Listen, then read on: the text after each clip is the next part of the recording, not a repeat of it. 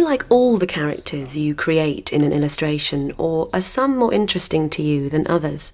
You have a sympathetic feeling for all of them, I think. But of course some are more interesting than others, I think.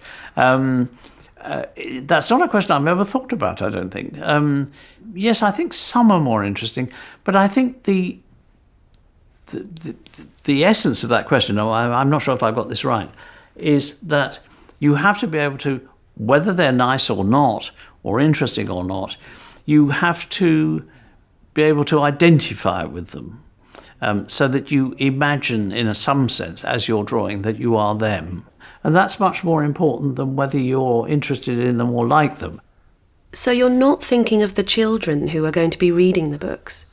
What I'm interested in about children is children, and about children in books.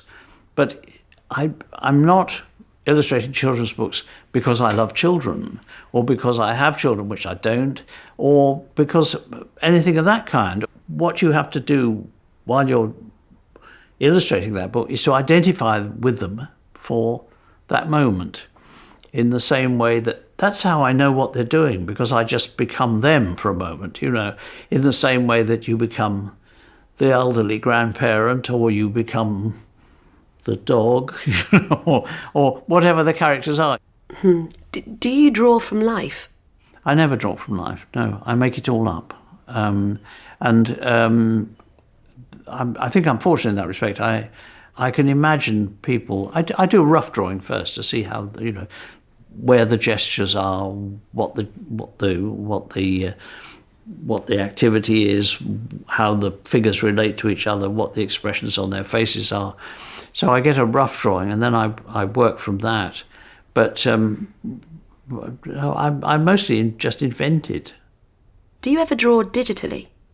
Digitally, curiously enough, I was probably one of the first people who did it, because I did, like 40 years ago, did drawing on a television screen. in a television studio, so that you could draw on the screen. But I haven't gone on with it. I wouldn't mind doing it.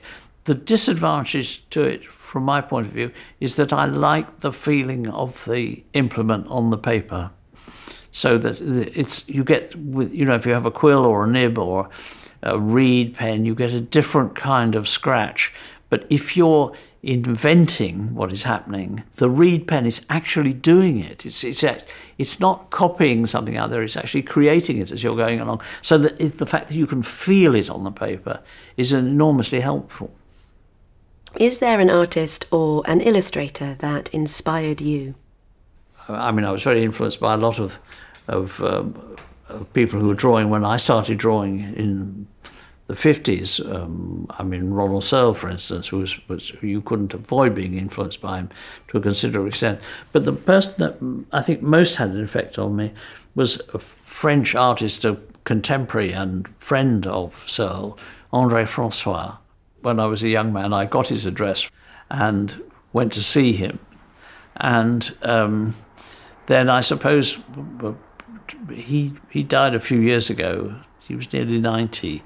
But just 2 or 3 years before that, I had an exhibition in Paris, and it was rather wonderful because he turned up. I didn't invite him; the gallery only invited him. So it was nice to think he hadn't forgotten who I was exactly.